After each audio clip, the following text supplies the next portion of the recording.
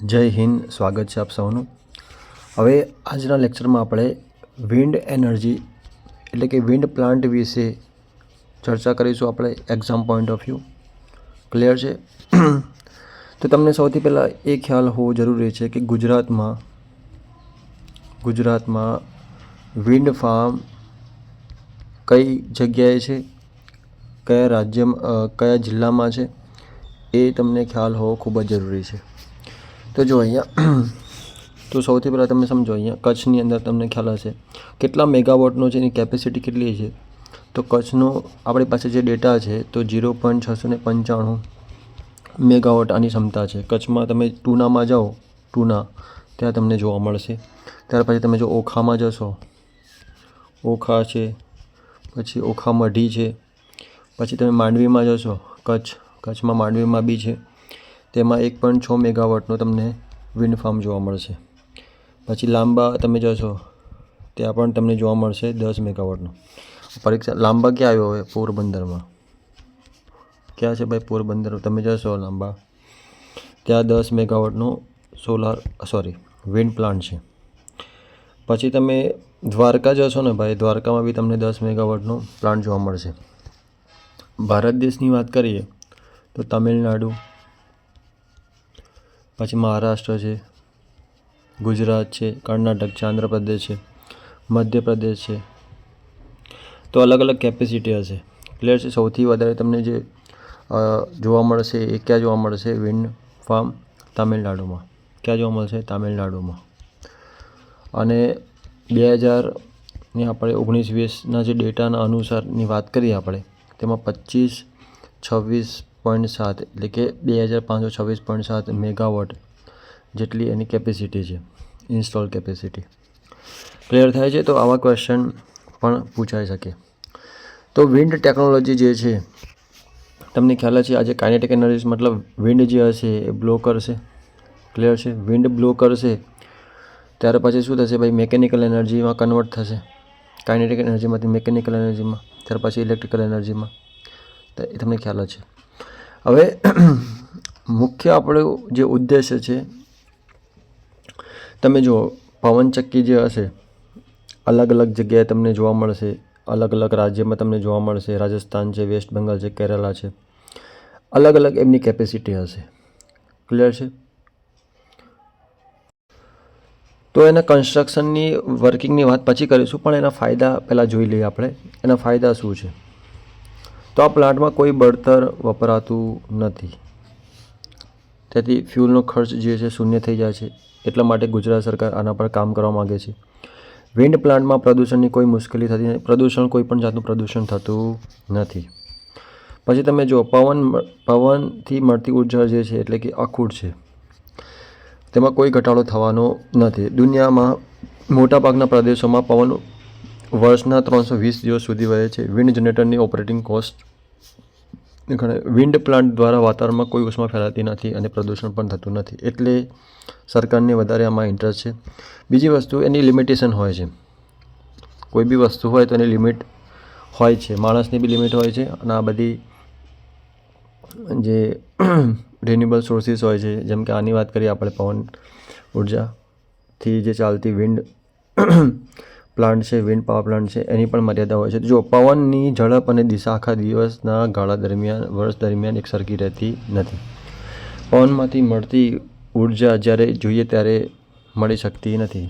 જ્યારે ઉપયોગ ન હોય ત્યારે પવનમાંથી મળતી ઉર્જાનો સંગ્રહ કરવો પડે છે. જરૂર પડે ત્યારે ઉપયોગ કરવો પડે. વિન્ડ પ્લાન્ટ કદમાં મોટા હોય છે, બહુ મોટા હોય છે. એની તમે જુઓ ને, વિંગ્સ, એના પાંખિયા જે હોય છે એટલા મોટા હોય છે. તેના માટે સ્પેશિયલ આયોજન કરવામાં આવે છે, ટ્રકમાં લઈ જવામાં આવે છે. ક્લિયર છે? વિન્ડ પ્લાન્ટમાં કદ મોટા હોય છે, ઘણા ફ્લોર સ્પેસ હોય છે. વિન્ડ પ્લાન્ટ ઘણી મોટી સાઇઝમાં બનાવી શકાતું નથી, તેથી નાની સાઇઝમાં ઘણા યુનિટ રાખવા પડે છે. વિન્ડ પ્લાન્ટનો પ્રાથમિક ખર્ચ એટલે કે ઇનિશિયલ ખર્ચ જે હશે ખૂબ જ વધારે હશે.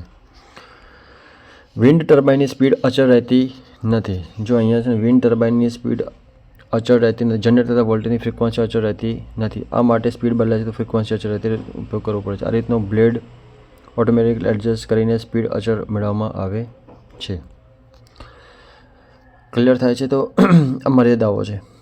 પછી વિન્ડ પાવર પ્લાન્ટ માટેના જે સિલેક્શન જે સાઇટ હોય છે, સ્થળ હોય છે, કયા કયા છે તમે સમજો અહીંયા. તો વિન્ડ પાવર પ્લાન્ટ માટે અગત્યનો મુદ્દો છે વિન્ડ વેલોસિટી.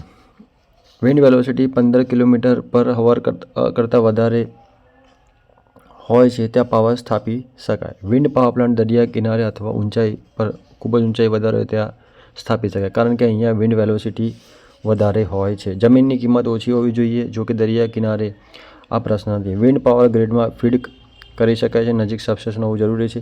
પસંદ કરેલ સાઇટ રોડથી અથવા રેલવેથી નજીક હોવી જરૂરી છે. પસંદ કરેલ સાઇટ પર સ્નોફોલ અથવા ધૂળની ડમરી વગેરે ન હોવા જોઈએ, નકર તો જામ થઈ જાય. ક્લિયર છે? હવે તમે આ જુઓ, આને શું કહીશું? વિન્ડ વેન કહીશું. હવે આ કઈ જગ્યા હોય છે હું તમને બતાવું. અહીંયા તમે જુઓ, આ જો એ વિન્ડ વેન. ક્લિયર છે? એ તમને ડાયરેક્શન બતાવે છે. જ્યાં વિન્ડ હશે એની પર્ટિક્યુલર ઉત્તરમાં વિન્ડ હશે તો ઉત્તર દિશા બતાવશે, કે જ્યાં વિન્ડ વધારે હશે. દક્ષિણમાં હશે તો દક્ષિણમાં તમને બતાવશે. તો આ વિન્ડ વેન જે છે એનું કામ શું છે ભાઈ? તો પવનની દિશા જાણી શકાય છે. પવનની દિશા જાણી શકાય છે. ક્લિયર છે? હવે અહીંયા તમે જુઓ, પ્રાથમિક પ્રકારની જે વિન્ડ વેન માત્ર જે તે સમયે તેને જોઈએ એ ત્યારે વિન્ડની દિશા દર્શાવે છે. એમાં એવું નહીં કે એના પહેલાં કેટલું વિન્ડ કેટલા સમયમાં કેટલી એની સ્પીડ હતી એવું બધું કંઈ બતાવવાની. મતલબ આમાં કોઈ સેન્સરનો ઉપયોગ નથી કર્યો. ક્લિયર? પછી જો ધારો કે આપણે કોઈ ઇલેક્ટ્રિક જે આવે છે વિન્ડ વેન, એમાં આપણે રોટરી પ્રકારના પોટેન્શિયોમીટરનો ઉપયોગ કરવામાં આવે છે. ક્લિયર છે? તો પોટેન્શિયોમીટરના આર્મને વિન્ડ વેનની ધરી સાથે ત્યાં જોડી દેવામાં આવે છે. બરાબર છે? અને તેનાથી પવનની દિશા બદલાય ત્યારે વેનની પોઝિશન બદલાય છે. આથી વેનની ધરી કેવી હોય છે? તો વર્તુળકાર ખસે છે. અને પોટેન્શિયોમીટરનું આઉટપુટ એ વોલ્ટેજ સાથે બદલાય છે. આ વોલ્ટેજને વોલ્ટમીટરને આપવામાં આવે છે. અને જે ડાયલ હોય છે ત્યાં તમને જોયું વખત આ તો 0 થી 360 ડિગ્રી તમને કેલિબ્રેટ કરવામાં આવશે. ક્લિયર છે? તો એનાથી પણ તમે વિન્ડની દિશા જાણી શકો છો. ક્લિયર છે? તો આ બધી વસ્તુ પરીક્ષામાં એટલી બધી ઇમ્પોર્ટન્ટ નથી, પણ એક પાર્ટ છે. આ તમારે યાદ રાખવું જરૂરી છે. Very important. એનિમોમીટર. આ જે એનિમોમીટર હશે, ઘણા બધા પ્રકારના એનિમોમીટર હોય છે. ઇલેક્ટ્રિક હશે, ફોટો ઇલેક્ટ્રિક હશે, પ્રોપેલર, વિન્ડમિલ એનિમોમીટર હશે, રોટેટિંગ કપ જે અહીંયા તમે જોઈ શકો છો. સમજો, અહીંયા પૃથ્વીની સપાટીથી 100 મીટર ઊંચાઈ સુધી ફૂંકાતા પવનને સરફેસ વિન્ડ કહે છે. સરફેસ વિન્ડ કહે છે. એનિમોમીટરની મદદથી સરફેસ વિન્ડની વેલોસિટીનું માપન અથવા રેકોર્ડિંગ કરી શકાય છે. પરીક્ષામાં પૂછાય કે સરફેસ વિન્ડ જે છે એને માપવા માટે એનિમોમીટર એટલે કયું ઇન્સ્ટ્રુમેન્ટ વપરાય છે? એનિમોમીટર. હાઇટ કેટલી હશે? તો 100 મીટર ઊંચાઈ સુધી. ક્લિયર થાય છે? એનિમોમીટરના ઘણા પ્રકારો છે, પરંતુ દરેકના મોટાભાગે રોટેટિંગ કપ પ્રકારની રચનાનો ઉપયોગ કરવામાં આવે છે, જે વિન્ડની લિનિયર ગતિના પ્રમાણમાં ફરે છે. ક્લિયર છે? રોટરની ગતિને માપવાની રીત પ્રમાણે એનિમોમીટરના પ્રકાર કહેવામાં છે. ફર્સ્ટ તમે અરેન્જમેન્ટ જુઓ. Rotating cup. આ જો કપ જે છે ને તમે જોઈ શકો છો, કપ જેવું છે આનો શેપ. અને અહીંયા તમે જુઓ તો બેરિંગ આપેલું છે. અહીંયા સમજો, અહીંયા વર્ટિકલ, આમાં રોટેટિંગ કપની વ્યવસ્થા જો. આમાં વર્ટિકલ પોલના છેડા પર બેરિંગની મદદથી ફ્રી કરી શકે તેવા 3 કે 4 આર્મ જોડવામાં આવે છે. તમે જો 3 હશે અથવા 4 હશે. આર્મની છેડે કપ બેસાડવામાં આવે છે. અરે પવનના બળથી કપ હોરિઝોન્ટલ દિશામાં ફરે છે. ફરવાની ઝડપ વિન્ડની ઝડપના પ્રમાણમાં હોય છે. કપને ફરવાની ઝડપ માપવાની રીત પ્રમાણે એનિમોમીટર વિવિધ પ્રકાર મળે છે. રોટેટિંગ કપની વ્યવસ્થા આકૃતિમાં બતાવેલી છે. ક્લિયર છે? ખ્યાલ આવ્યો કે નહીં? હા. પછી જો ઇલેક્ટ્રિક હશે, ફોટો ઇલેક્ટ્રિક હશે, પ્રોપેલર હશે, તો સૌથી પહેલાં ઇલેક્ટ્રિક એનિમોમીટર જોઈએ. આમાં રોટેટિંગ કપના શાફ્ટના છેડે પરમેનન્ટ મેગ્નેટ પ્રકારના મિનિએચર ડીસી જનરેટરના આર્મેચરને જોડવામાં આવે છે. આર્મેચરમાં ઉત્પન્ન થતો વોલ્ટેજ શાફ્ટની સ્પીડના અને શાફ્ટની સ્પીડ વિન્ડની વેલોસિટીના પ્રમાણમાં હોય છે. ઉત્પન્ન થતો વોલ્ટેજ વોલ્ટમીટરને આપવામાં આવે છે. તેને ડાયલને મીટર પર સેકન્ડ કેલિબ્રેટ કરવામાં આવે છે. આ સિગ્નલ રેકોર્ડ અથવા ડેટા લોગરમાં આપવામાં આવે છે. ક્લિયર? તો એનિમોમીટરનું મુખ્ય કામ શું છે? તો ભાઈ પૃથ્વીની સપાટીથી 100 મીટર ઊંચાઈ સુધી ફૂંકાતા પવનના સરફેસને વિન્ડ કહે છે. એનિમોમીટરની મદદથી સરફેસ વિન્ડને વેલોસિટીનું માપન તથા રેકોર્ડિંગ કરી શકાય છે. રેકોર્ડિંગ તો તમને ખ્યાલ જ છે, રેકોર્ડિંગ પ્રકારના જે ઇન્સ્ટ્રુમેન્ટ હશે એનો જ આપણે ઉપયોગ કરીશું મેઝરમેન્ટમાં. તમે કદાચ ભણી ચૂક્યા હશો. ક્લિયર છે? તો અહીંયા જો આ ઇલેક્ટ્રિક એનિમોમીટર છે. આમાં છે ને જો ડાયલ મીટર પ્રતિ સેકન્ડમાં આ કેલિબ્રેટ કરવામાં આવે છે. આ સિગ્નલ રેકોર્ડ અથવા ડેટાના લોગરમાં આપવામાં આવે છે. પછી જો ફોટો ઇલેક્ટ્રિક અથવા ડિજિટલ એનિમોમીટર, આમાં શાફ્ટ પર એક સ્લોટેડ ડિસ્ક રાખવામાં આવે છે. ડિસ્કની એક તરફ લાઇટ સોર્સ હશે, બીજી તરફ તેની સામે લાઇટ સેન્સર રાખવામાં આવે છે. ડિસ્ક ફરે છે તેથી લાઇટ બીમ અવરોધાય છે. આથી સેન્સરનું આઉટપુટ પ્લસમાં રૂપમાં મળે છે. ડિજિટલ કાઉન્ટરની મદદથી આ પ્લસ કાઉન્ટ કરીને ડિસ્પ્લેમાં આપવામાં આવે છે. ડિસ્પ્લે વિન્ડની વેલોસિટી મીટર પર સેકન્ડ દર્શાવે છે. મતલબ આપણે માઇક્રો પ્રોસેસરનો આમાં ઉપયોગ કરીશું. ટાઈમર અને કાઉન્ટર, તમને ખ્યાલ હશે ટી ઓન ટાઈમર હશે, ટી ઓફ ટાઈમર હશે, કાઉન્ટર હશે. અલગ અલગ પ્રકારના કાઉન્ટર હોય છે. તો આમાં માઇક્રો પ્રોસેસરનો આપણે ઉપયોગ કરીશું. પછી તમે જો અહીંયા આ જે છે પ્રોપેલર વિન્ડમિલ એનિમોમીટર છે. આમાં વર્ટિકલ પોળના ઉપરના છેડે હોરિઝોન્ટલ દિશામાં ફરી શકે તેવો નેસેલની રચના કરવામાં આવે છે. ક્લિયર? તેને એક છેડે 3 પાંખવાળો પ્રોપેલર રાખવામાં આવે છે. બીજા છેડે ફ્લેટ વેન રાખવામાં આવે છે. તે પવનની દિશામાં ગોઠવાય છે. ભાઈ આપણું મેઇન ઉદ્દેશ્ય શું છે ભાઈ એનિમોમીટરનું? ફરીથી કહું છું, પૃથ્વીની સપાટીથી 100 મીટર ઊંચાઈ સુધી ફૂંકાતા પવનને સરફેસ વિન્ડ કહે છે. એનિમોમીટરની મદદથી સરફેસ વિન્ડની વેલોસિટીનું માપન તથા રેકોર્ડિંગ કરી શકાય છે. યાદ રાખજો ખાસ. આપણા એનિમોમીટરની મદદથી સરફેસ વિન્ડની વેલોસિટીનું માપન તથા રેકોર્ડિંગ કરી શકાય. રેકોર્ડિંગ તો આપણે રેકોર્ડિંગ પ્રકારના જે ઇન્સ્ટ્રુમેન્ટ હશે માઇક્રો પ્રોસેસરનો આપણે ઉપયોગ કરીશું. ક્લિયર છે? ટાઈમર અને કાઉન્ટરનો ઉપયોગ કરીને આપણે શું કરીશું? એને સ્ટોર કરીશું. એમાં જેટલી બી વિન્ડ હશે, મતલબ સવારે કેટલી હશે, બપોરે કેટલી હશે, સાંજે કેટલી હશે, તે પર્ટિક્યુલર આપણે જે ટાઈમે જેટલી હોય એ પ્રમાણે આપણે એને સ્ટોર કરીશું, મતલબ એનું રેકોર્ડ કરીશું. તો આપણી પાસે હિસ્ટ્રી રહે તો આપણને ખ્યાલ આવે. ક્લિયર છે? પવનની ગતિને લીધે પ્રોપેલર ફરે છે, તેથી ફરવાની ઝડપ ઉપર ચર્ચા કરેલી રીતની મદદથી માપવામાં આવે છે. જો પ્રેશર ટ્યુબ એનિમોમીટર, હોટ વાયર હશે અને ગસ્ટ એનિમોમીટર. ખ્યાલ આવી ગયો કે નહીં? તો આટલા પ્રકારના એનિમોમીટરનો ઉપયોગ થાય છે. અને આ જે છે વિન્ડ વેન જે છે તમે એ જોઈ શકો છો કે વિન્ડ વેનનો જે ઉપયોગ છે શાના માટે છે ભાઈ? તો પવનની દિશા જાણી શકાય. પવનની દિશા જાણવા માટે કઈ જગ્યાએ પવન વધારે ફૂંકાય છે, ક્લિયર છે, એ એની સામે જે વિન્ડ જે હશે, જે પવનચક્કીનું જે મોઢું હશે એ પ્રમાણે ત્યાં એ તરફ આવી જશે, જેનાથી પવન જ્યાં ફૂંકાય તે પ્રમાણે જે બ્લેડ હશે એ રોટેટ થશે. ક્લિયર છે? આગળ જો અહીંયા તમે વિન્ડ ટર્બાઇનના રોટરને ફરવાના સિદ્ધાંતો. તો એમાં 2 પ્રકારના સિદ્ધાંતો હશે, એરોડાયનેમિક અને એરોડાયનેમિક ડ્રેગ અને એરોડાયનેમિક લિફ્ટ. સમજીએ ચલો. સૌથી પહેલાં તમે જો એરોડાયનેમિક ડ્રેગ. જ્યારે કોઈ વસ્તુ હવામાં પ્રવાહમાં રાખવામાં આવે છે ત્યારે તે ઓબ્જેક્ટ પર એક સ્ટ્રીમ પર બળ F લાગે છે. તમે જુઓ બળ F લાગે છે. આ બળના 2 કોમ્પોનન્ટ હશે. એક કોમ્પોનન્ટ એર સ્ટ્રીમની દિશામાં છે જેને ડ્રેગ કોમ્પોનન્ટ D કહેવામાં આવે છે.